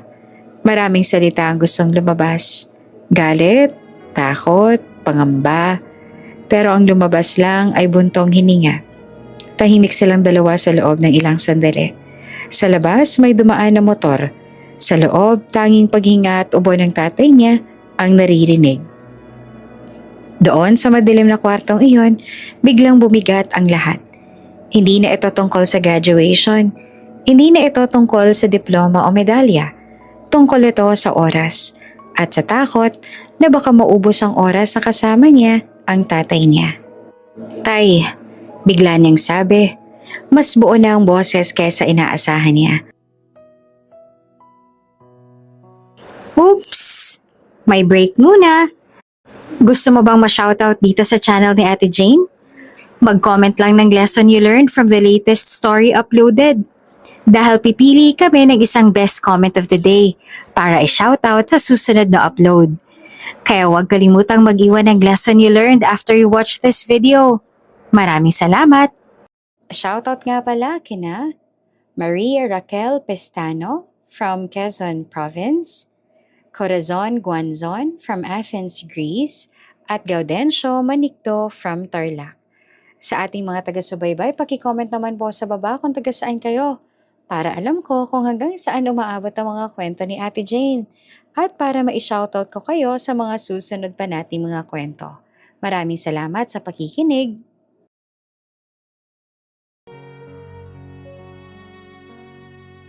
Napalingon naman ang tatay niya. Sa dilim, nakita niyang kumikislap ang mata nito. Balang araw, sabi niya, dahan-dahan, malinaw ang bawat salita. Hindi na po kayo maglilinis ng sahig ng iba. Nanatiling tahimik ang tatay niya. Balang araw, ipinagpatuloy niya. Hindi na po kayo gigising ng madaling araw para magwalis. Hindi na po kayo hahawak ng mop. Ako na pong bahala. Huminga siya ng malalim. Papangako ko po yan. Sa dilim nakita niyang bahagyang gumalaw ang balikat ng tatay niya. Akala niya ay hindi ito iimik. Akala niya ay magbibiro lang ito, gaya ng dati. Pero hindi. Tama na anak, mahinang sabi ng tatay niya. Ayos na ako kahit ganito. Basta maayos ka. Parang may kumirot sa puso niya. Hindi po, sagot niya naman agad. Hindi po sapat na ako lang maayos. Kailangan din po kayo. Tahimik ulit. Dahan-dahang iniangat ng tatay niya ang kamay niya at inilapat sa balikat niya. Mabigat ang kamay, pagod pero mainit. Hindi ko hinihingi yan, sabi ng tatay niya. Hindi ko kailangan ng kapalit sa lahat ng ginawa ko. Alam niya yon, pero hindi iyon ang punto. Hindi po to kapalit, sagot niya. Pasasalamat po ito. Sa dilim may pumatak na luha. Hindi niya agad napansin, pero nang marinig niya ang bahagyang pagsinghot ng tatay niya, saka niya nakita. Tumatakbo ang luha mula sa mata nito. Dumadaan sa pisngi at nawawala sa anino ng gabi. Hindi umiiyak ng malakas ang tatay niya. Tahimik lang. Parang sanay na ring umiyak nang walang nakakaalam. Hindi ko akalain. Mahinang sabi nito, na maririnig ko yan mula sa'yo. Lumapit siya't niyakap ang tatay niya. Mahigpit, mas mahigpit kesa dati. Parang gusto niyang ipasok sa yakap ang lahat ng pangakong binitawan niya. Hindi po kayo mag-iisa, bulong niya. Hindi na po. Nanatili silang magkayakap sa dilim. Walang ilaw, walang dekorasyon, walang handa. Pero sa gabing yon, may nabuo. Isang pangako na hindi lang basta salita. Isang pangakong hinulma ng lahat ng hiya, sakit, takot at pagmamahal na naranasan niya mula pagkabata. Nang humiwalay sila, humiga ang tatay niya sa banig. Pinagmasdan niya itong pumikit. Dahan-dahan ang paghinga. Maya-maya, narinig niya ang mahina at pagod na hilik. Nanatili siyang gising. Nakatitig siya sa kisame, sa dilim. Paulit-ulit sa isip niya ang mga salitang binitiwan niya. Balang araw. Hindi niya alam kung gaano katagal. Hindi niya alam kung gaano kahirap. Pero alam niya ang isang bagay. Hindi na siya aatras. Sa madilim na kwartong yon kung saan natutunan niyang magtipid ng ilaw para mabuhay, doon niya pa rin pinailaw ang pangakong magbabago sa buhay nilang mag-ama. Hindi naging madali ang pagpasok niya sa kolehiyo. Sa papel, scholar siya dahil janitor ang tatay niya. Pasok siya sa tulong pinansyal ng paaralan at malaking bagay yun. Kung tutuusin, iyan lang ang rason kung bakit nakakapasok siya. Kung wala iyon, hanggang pangarap na lang sana ang kolehiyo. Pero kahit scholar, hindi ibig sabihin ay magaan ang lahat. Unang araw pa lang sa campus, ramdam niya na ang kaibahan. Mas malaki ang eskwela, mas mabilis ang takbo ng buhay, mas matitigas ang mga tao. May mga estudyanteng dumadating sakay ng kotse. May hawak na mamahaling kape. May suot na branded na sapatos. May ilan pang nag-uusap tungkol sa bakasyon sa abroad, sa kondo ng magulang, sa negosyo ng pamilya. Siya may dalang lumang bag at notebook na may gasgas ang takip. Tuwing umaga, maaga siyang pumapasok. Hindi lang dahil sa klase, kundi dahil may trabaho pa siya bago iyon. Sa isang maliit na karinderya malapit sa campus, naglilinis siya ng mesa. Naghuhugas ng pinggan. Minsan, nagsiserve ng pagkain. Minsan, sa hapon naman, nagtututor siya ng mga batang kapitbahay kapalit ng kaunting bayad. Pagod siya palagi. May mga gabing diretso tulog na siya sa lamesa. Hawak pa ang ballpen. May mga umagang pumapasok siyang kulang sa tulog pero buo ang loob. Para to kay tatay. Paulit-ulit niyang sinasabi sa sarili. Sa bahay, pilit pa rin nagtatrabaho ang tatay niya kahit gusto na sana niyang pigilan. Wala pa siyang kakayahang palitan ng kita nito kaya pareho silang kumakayod. Magkaiba lang ng paraan. Isang linggo, may family gathering ulit. Hindi reunion, birthday lang na isa sa mga tita niya. Nagpadala ng imbitasyon pero parang obligasyon lang, hindi bukal. Pumunta kayo kung gusto niyo, sabi ng tita sa tawag. Pero huwag kayong magtatagal ha. Nagpunta sila. Sa bahay ng tita niya, puno ng tao. May handa, may tawanan, may kwentuhan tungkol sa negosyo at trabaho. At nang ipakilala siya ng tatay niya, "Oh, eto na yung anak ko," sabi nito na may ngiti. "Nagka-college na." May saglit na katahimikan. "Scholar?" Tanong ng isang tita ng diretso. "Opo," sagot niya. "Ah," sabi nito sabay ngiting pilit. "Sayang lang, pinag-aaral ka." Parang may sumampal sa kanya. Sa panahon ngayon, mahirap ang buhay. Dagdag pa ng tita niya. Kahit makatapos ka pa, ano bang aasahan mo? Wala namang kayong puhunan. Tahimik ang lahat. Tumingin siya sa tatay niya. Kita niya ang pagkuyom ng kamao nito. Ang pilit na pagngiti. Gusto niyang sumagot. Gusto niyang ipagtanggol ang sarili niya. Ang tatay niya, ang pangarap niya. Pero hindi siya nagsalita. Ngumiti lang siya. Tumango. Parang wala lang. Pero sa loob niya, may nag-iipon. Galit, lakas, determinasyon. Pag-uwi nila hindi sila nag-usap. Pareho silang pagod. Siya sa salita ng mga kamag-anak. Ang tatay niya sa bigat ng konsensya. Kinagabihan habang nag-aaral siya, narinig niya nagwawalis pa rin ang tatay niya sa labas kahit gabi na. "Tay," sabi niya, "pahinga na po kayo." "Konti na lang," sagot naman ito, "para sa baon mo bukas." Napapikit siya sandali. Sa mga sumunod na buwan, mas naging mahirap ang lahat. Mas mahirap ang subjects. Mas mahirap pagsabayan ng trabaho at pag-aaral. May mga araw na gusto niya nang sumuko. May isang beses bumagsak siya sa isang exam.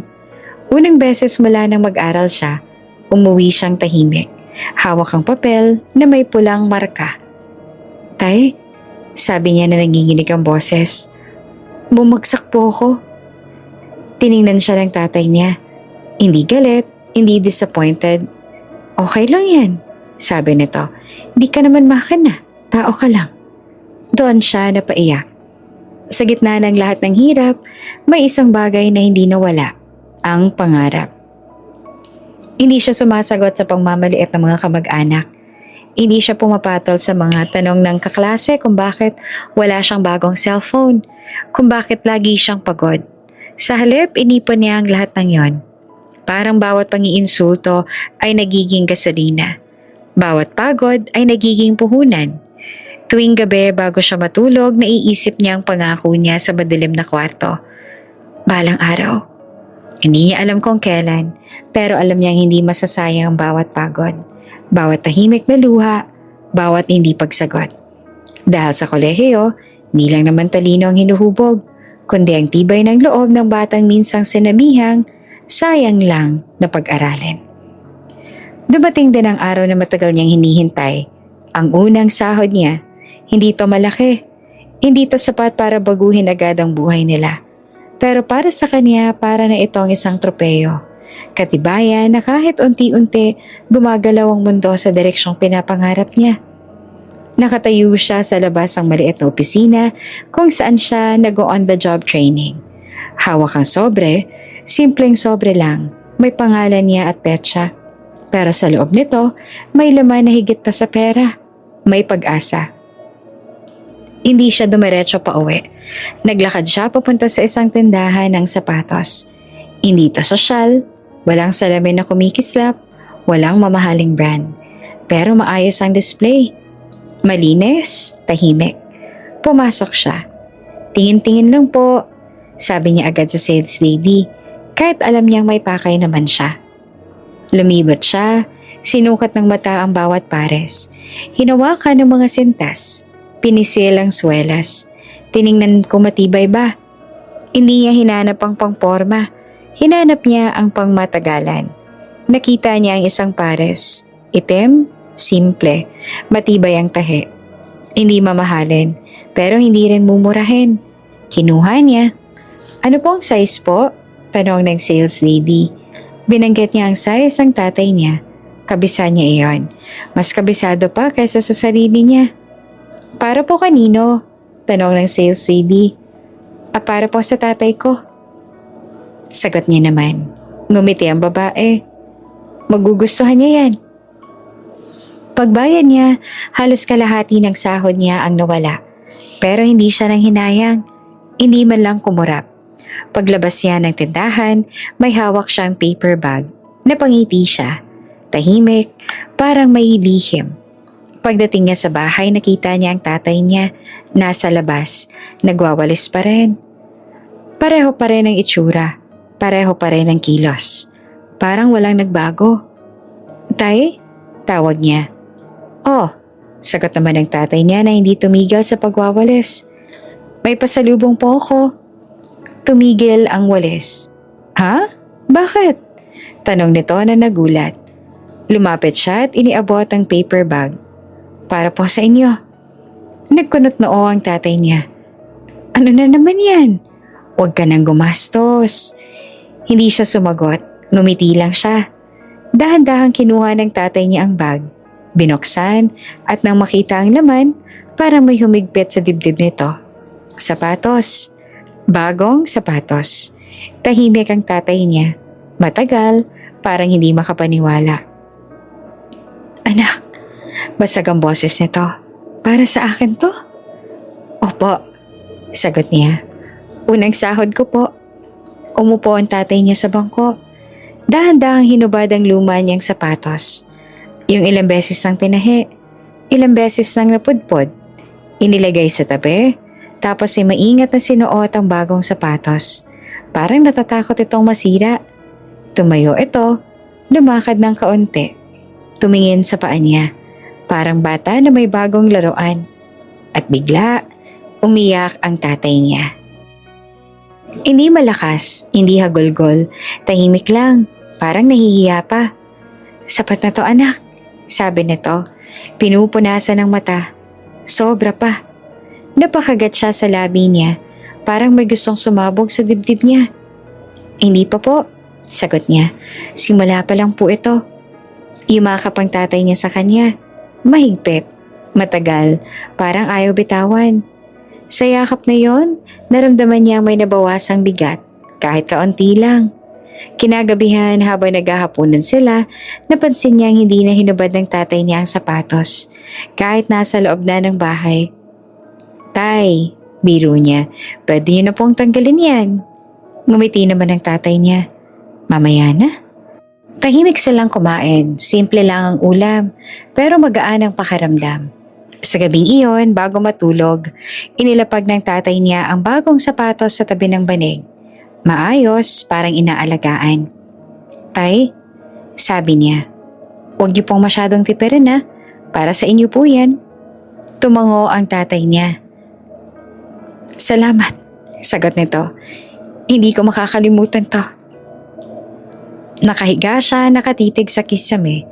Sa isip niya malinaw ang isang bagay. Hindi pa ito ang tagumpay.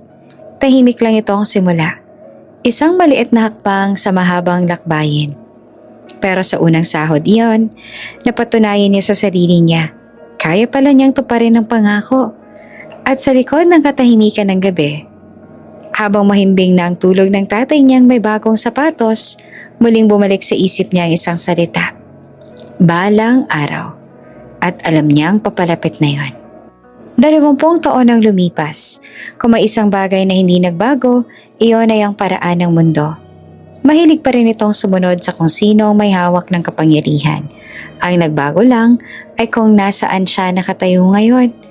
Mula sa batang kumakain ng tinapay at asin sa CR, heto na siya ngayon, nakaupo sa loob ng isang maluwang na opisina sa itaas ng gusali. May salaming bintana mula sahig hanggang kisame. Kita ang buong lungsod sa ibaba. Mga ilaw, sasakyan, taong nagmamadali. Sa mesa niya may laptop, may folder na mga kontrata, may plaka na may pangalan niya at posisyon, CEO. Hindi niya na binibilang kung ilang beses siyang narinig ang salitang iyon na binanggit kasabay ng pangalan niya. Sanay na siya. Sanay na rin siya sa pagtingin ng mga tao.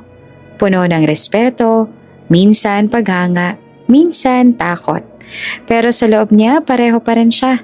Tahimik, maingat, hindi pala salita. Sa labas ng opisina niya, abala ang lahat. May assistant na papasok para magpaalala ng meeting. May tumatawag na investor. May naghihintay na media interview. Sir, sabi ng assistant niya, may event po mamaya, alumni gathering po. Guest speaker po kayo. Tumango siya. Okay. Hindi niya tinanong kung bakit siya. Alam niya naman na ang sagot.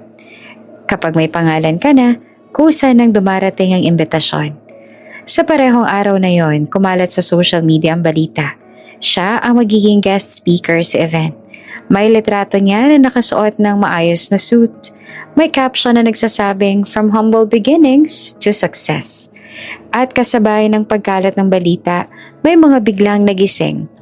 Isang tawag ang pumasok sa cellphone niya habang nasa sasakyan siya pauwi. Hello? Sagot niya. Uy, masiglang boses sa kabilang linya. Naaalala mo pa ba ako? Tita mo to. Saglit siyang natahimik. Matagal na siyang hindi tinatawag ng mga kamag-anak niya. Maliban na lang kapag may okasyon o kapag may kailangan. Opo, sagot niya. Maayos ang tono. Nabalitaan ko ikaw raw yung CEO na in-interview sa TV? Sabi ng tita niya. Grabe, proud na proud kami sa'yo. Kami, napangiti siya. Hindi sa saya, kundi sa pamilyar na pakiramdam. Naalala mo ba? Patuloy ng tita niya. Kami yung laging tumutulong sa iyo noon. Kami yung nagpapadala sa inyo. Kung hindi dahil sa amin, hindi niya na pinatapos. Opo, sagot niya lang na maikli, walang emosyon. Pagbaba niya ng tawag may pumasok pang isa. At isa pa. Mga tita, mga tito, mga pinsan na biglang naging malapit. Lahat may iisang tono. Parang iisang script ang gamit. Naalala mo ba kami? Kaming tumulong sa'yo noon. Kung may kailangan ka, andito lang kami, ha? Habang nakikinig siya, bumabalik sa isip niya ang mga lumang eksena. Ang mga padalang lumang damit.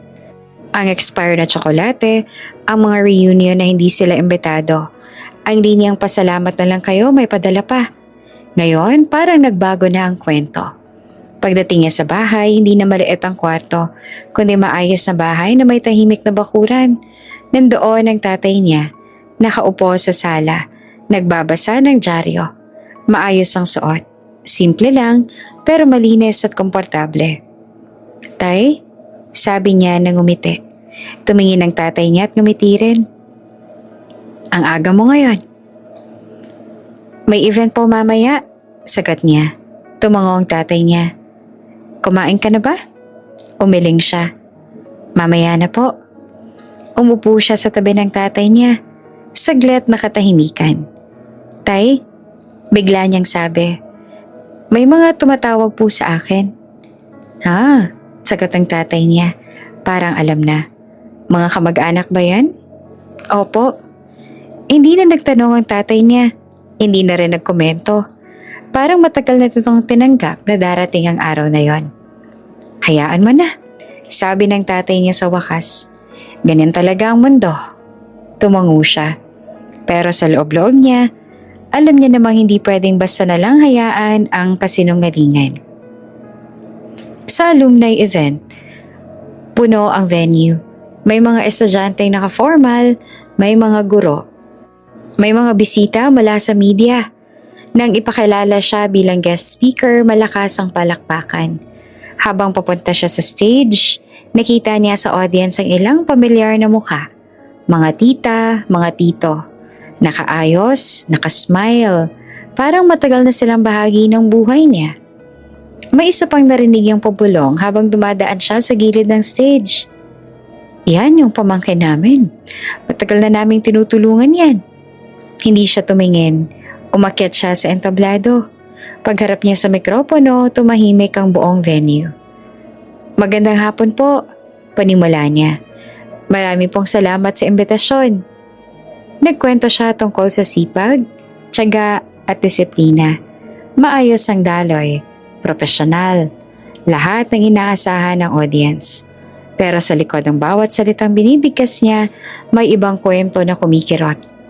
Alam niyang darating ang oras. At habang pumapalakpak ang mga tao, habang ngumingiti ang mga kamag-anak niyang biglang naging proud, malinaw sa isip niya.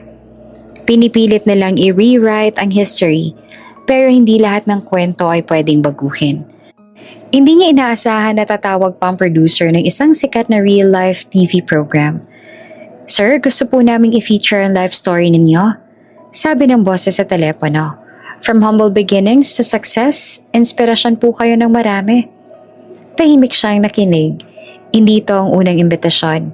Ilang beses na siyang tinawag ng media. Magandang headline, magandang kwento, magandang ratings. Kadalasan pare-pareho lang ang tanong. Paano kayo maman? Paano ka nagtagumpay? Anong sikreto mo? Pwede, sagot niya sa wakas. Pero may kondisyon. Anything, sir. Mabilis namang tugon ng producer. Hindi lang success story ang ikukwento ko. Sabi niya, ikakwento ko ang totoo. May saglit na katahimikan sa linya. Tapos, mas maganda po yan. Sa araw ng interview, maaga siyang dumating sa studio. Simple lang ang suot.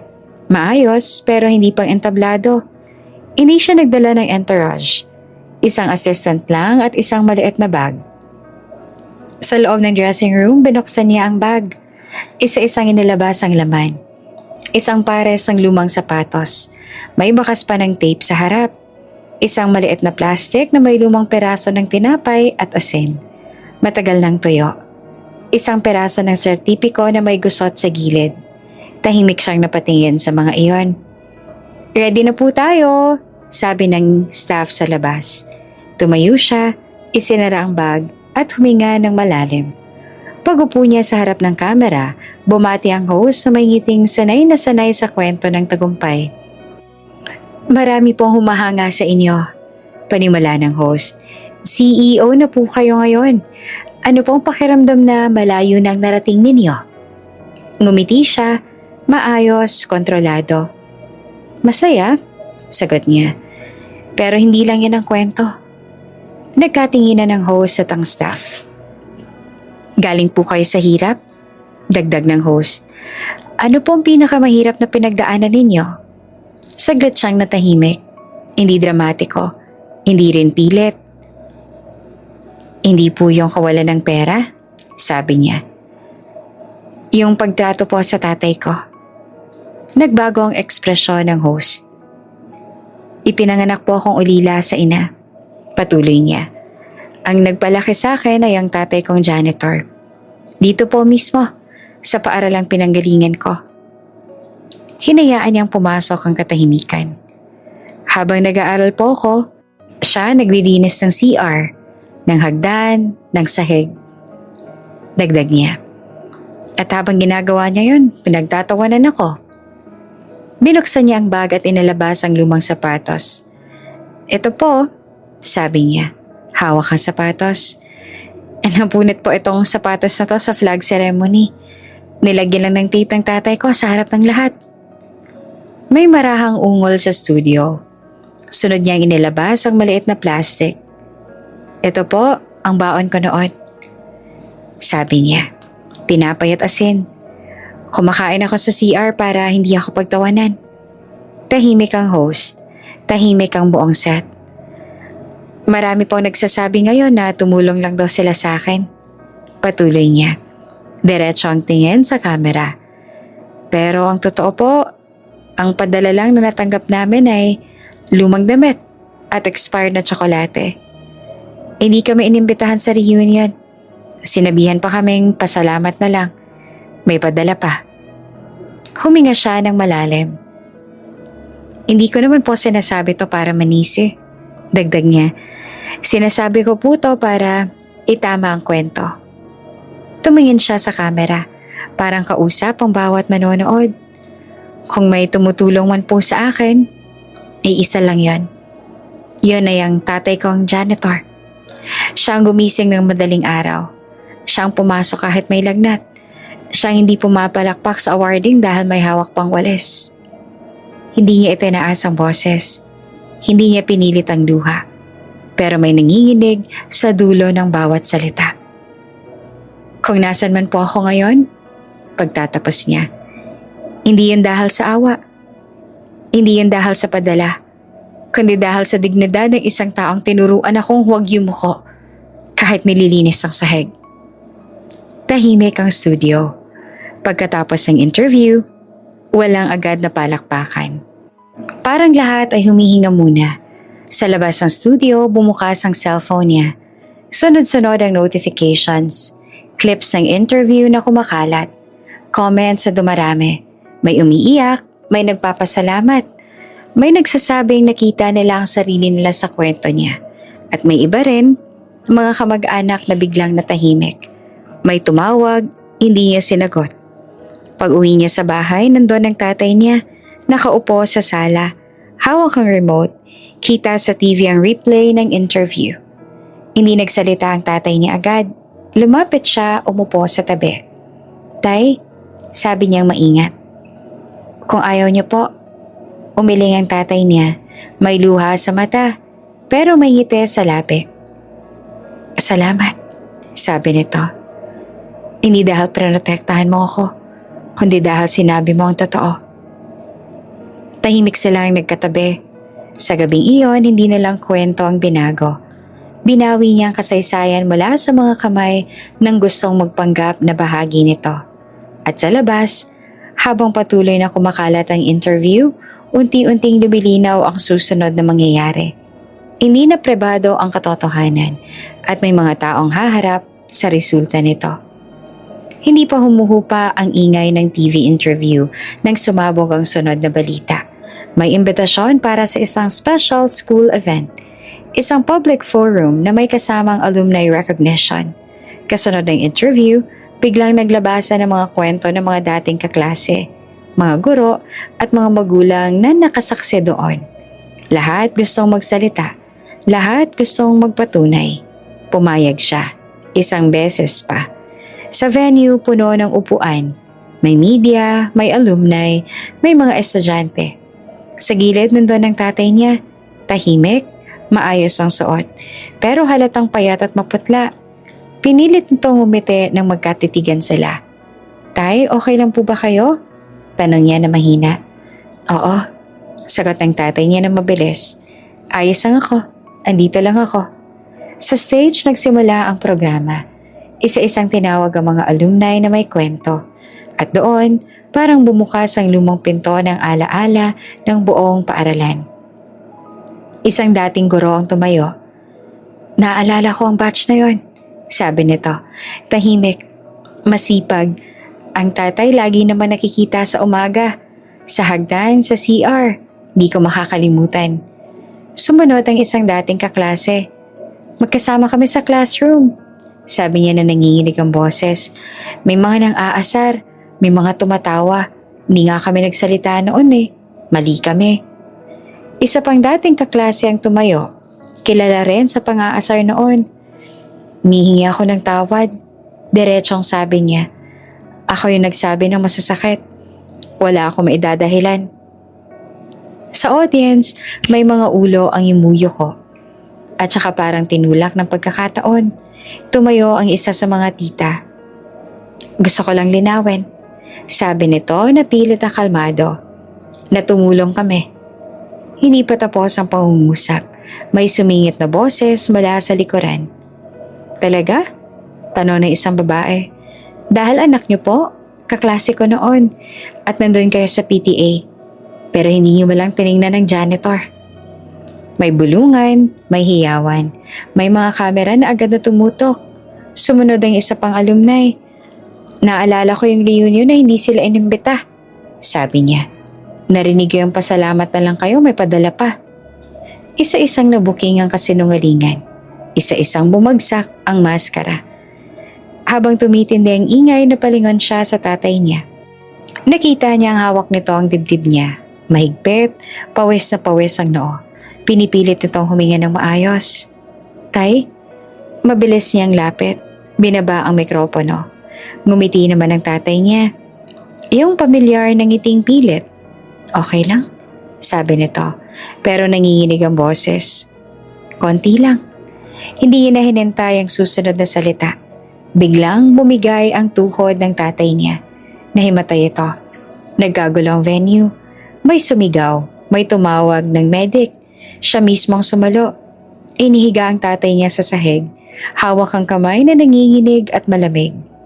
Tay, andito ako. Paulit-ulit niyang sabi. Halos pabulong. Huwag po muna. Dumating ang mga medic. Sinukat ang pulso. Binigyan ng oxygen. Dinala sa ambulansya habang ang buong venue ay tahimik. Parang biglang natauhan. Sa ospital, amoy disinfectant at katahimikan ang sumalubong. Sa ER, pinapasok ang tatay niya. Nakaupo siya sa labas. Nakapulupot ang mga kamay. Nanginginig ang tuhod. Lumabas ang doktor makalipas ang ilang sandali.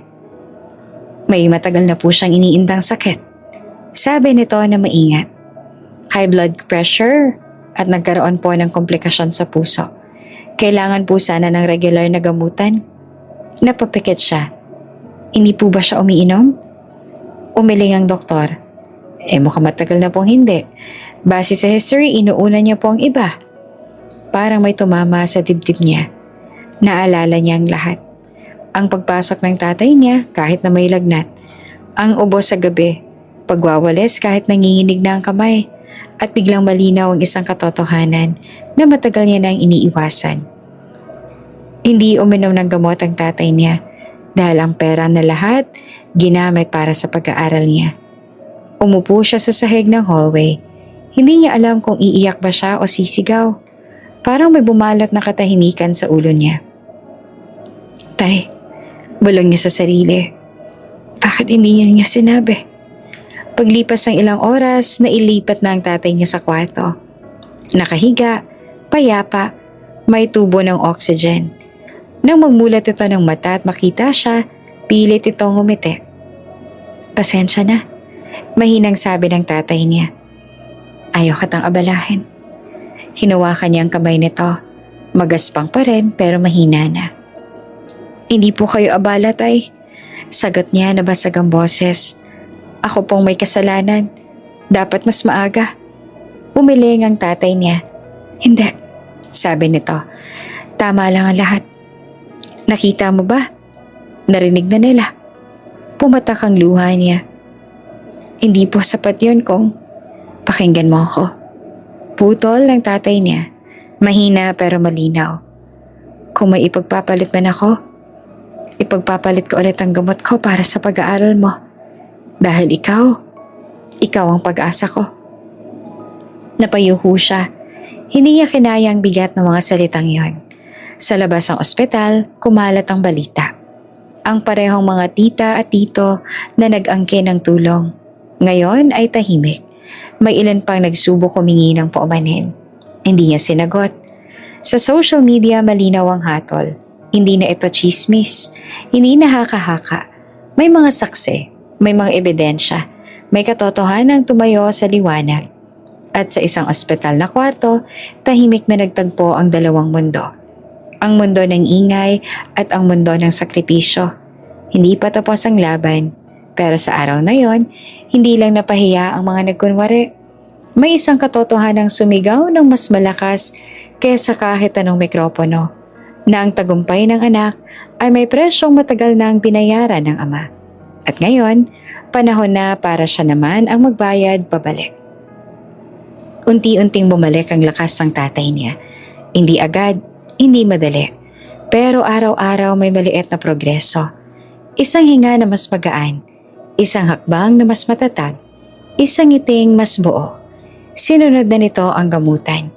Hindi na ito nagmamatigas. Sa wakas, pumayag na itong unahin ang sarili. Sa'yo na ang gastos. Biro ng tatay niya minsan habang inaayos ang IV stand. Hindi na, sagot niya. Sa atin na. Sa paglabas sila ng ospital, may kakaibang katahimikan sa paligid. Parang matapos ang mahabang bagyo, ang mundo'y huminto sandali para huminga. Sa sasakyan, nakaupo ang tatay niya sa tabi ng bintana, nakatingin sa daan. Parang unang beses itong maglakbay ng walang hinahabol na oras. Ilang linggo ang lumipas, dumating ang imbitasyon. Isang school event, isang espesyal na pagtitipon para parangalan ang mga individual na naging haligi ng komunidad ng paaralan. May alumni recognition, may student leaders, may guro, at may isang bagong kategorya, unsung heroes. Inimbitahan po namin ang tatay ninyo bilang guest of honor. Sabi ng principal sa tawag. Kung papayag po kayo, napatingin siya sa tatay niya. Tahimik itong umiti. Kung makakatulong, sige. Sa araw ng event, maaga silang dumating. Hindi na naka-janitor uniform ang tatay niya. Nakamaayos sa damit. Simple pero malinaw ang dignidad. Malinis ang sapatos. Tuwid ang tindig. Hindi na ito nagtatago sa gilid. Habang pumapasok sila sa venue, may mga bumabate.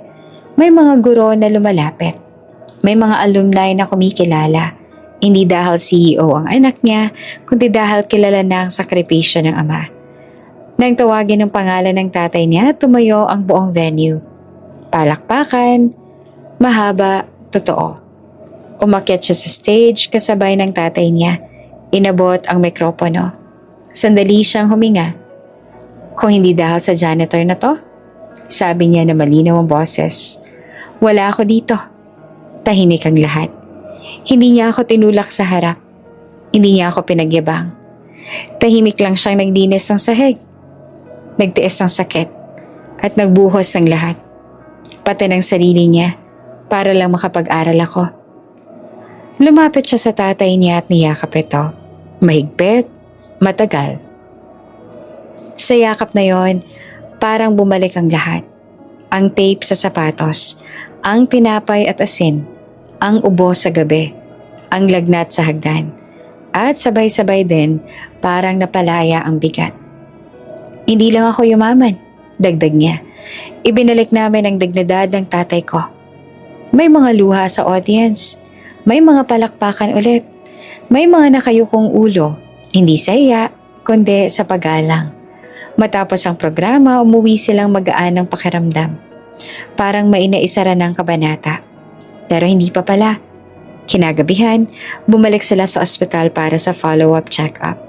Tahimik ang hallway, amoy disinfectant, mga ilaw na maputla. Habang inaayos ng nurse ang schedule, naiwan siya sa upuan sa labas ng kwarto. Hawak ang lumang pitaka ng tatay niya. Doon nakatago ang mga ID at isang luma, kupas na letrato. Isang letrato ng nanay niya. Matagal niya na itong kapisado. Ang hugis ng mata, ang ngiti, ang linya ng ilong, Ilang beses niya itong tinitigan sa dilim, sa liwanag, sa lungkot. Biglang may dumaan sa hallway. Isang babae. Napahinto ang hininga niya. Parehong-pareho. Ang mata, ang ngiti, ang tindig. Parang may lumabas mula sa litrato at naglakad sa harap niya. Tumigil ang babae sa tapat ng kwarto. Napatingin sa loob. Saglit na kumunot ang noo. Parang may hinahanap. Tapos napatingin sa kanya. Nagtagpo ang mga mata nila. Sandali lang pero sapat para yumanig ang mundo niya. Pasensya na, sabi ng babaeng mahina. Dito po bang hindi niya narinig ang kasunod? Tumayo siya. Hawak ang litrato at nanginginig ang kamay. Ma'am, tawag niya na halos pabulong. Kayo po ba? Sa loob ng kwarto, umubo ang tatay niya. Napalingon ang babae roon. Parang may kumirot sa mukha nito. Isang ekspresyon na matagal nang iniiwasan. Sir, sabi ng nurse mula sa likod. May bisita po kayo? Tumahimik ang hallway. Tumingin ang babae sa kanyang muli. Tiningnan ang litrato sa kamay niya. Tapos sa unang pagkakataon, may luha sa mata nito. Hindi ako sigurado, sagot ng babae. Pero kilala ko ang lalaking yan. Bumilis ang tibok ng puso niya. Sa loob ng kwarto, huminga ng malalim ang tatay niya. Buhay, ligtas, gumagaling. Sa labas, may tanong na biglang nagbukas ng bagong sugat. O baka bagong pag-asa? Sinong babaeng kamukha ng nanay niya? At bakit kilala niya ang tatay niya? At bakit ngayon lang siya nagpakita? Sa gabing iyon, habang dahan-dahang nagsasarang pinto ng ospital at nagtatagpo ang mga mata ng tatlong buhay na matagal nang pinaghiwalay ng panahon, isang bagay ang malinaw. May mga lihim na kahit gaano kayaman, kahit gaano kalakas, ay hindi basta-basta sumusuko. At ang pinakamatinding laban, minsan, nagsisimula lang kapag akala mo tapos na.